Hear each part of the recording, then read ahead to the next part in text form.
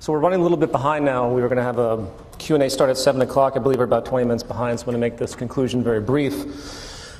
Before we move to questions, frankly, I want to thank everyone who's come from around the world to be here, along with the tech team, the speakers, everyone listening on the webcast, and everyone obviously generally who has the courage to go out and promote what are very difficult ideas on a certain level, not to mention the cultural strife that you get immediately from this sort of value system disorder that keeps persisting in the world. We've tried our best in this presentation to present a train of thought. This was the design of this particular program, and we hope that you walk out of this event with a decent arsenal of understanding, of how this works, the components of it, and how to relay it to others as efficiently as you can. And of course, as Eva said, there's a lot of material that's being produced right now. A roughly 200-page guide text is being produced called The Zeitgeist Movement Defined, which should be out hopefully in a couple months, long overdue. That will be freely available, and it should serve as the Bible of sorts for what this movement's about.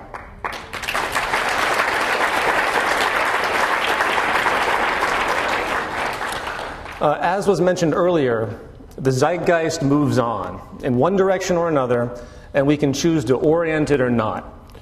We are all in the zeitgeist movement one way or another. The question is, how aware and responsible are you when it comes to the inevitable unfolding of the change you are invariably a part of?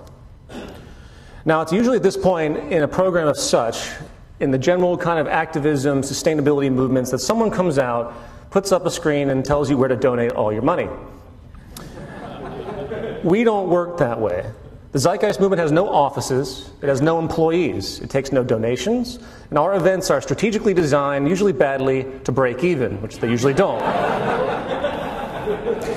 This movement is about personal effort. You don't give to the Zeitgeist Movement, you become a part of it by your actions. You learn, you communicate, you become part of the process of social transformation, and as tedious as it may seem, there is a tipping point that can occur. Before the age of the internet, it's hard to fathom how mass social revolutions ever happened at all. Imagine without a telephone, but yet we go back in history. These things did occur.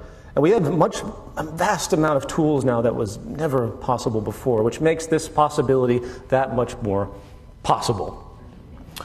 So it's also important to understand that there's a gradual shift that is inevitable in any type of evolution. And again, it's going to be tipping in one direction or another. And every time you engage people, you need to remember that all of your actions, regardless if it's relating to the Zeitgeist Movement specific content or not, is going to have an effect.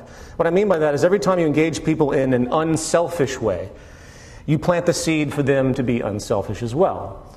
Every time you give to somebody instead of exploiting them, you plant the seed for them to give to other people and to not look at exploitation and personal gain as a virtue, as we have, unfortunately, in the world today. So behavior is viral, and values are viral.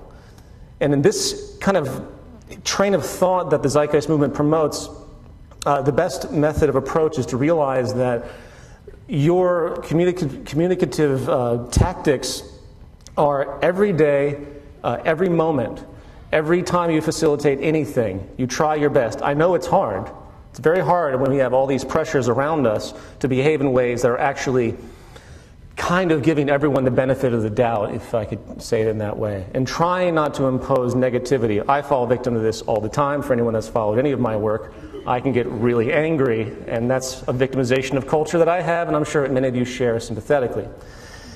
Apart from that, it's also important to realize that this train of thought is extremely self-evident.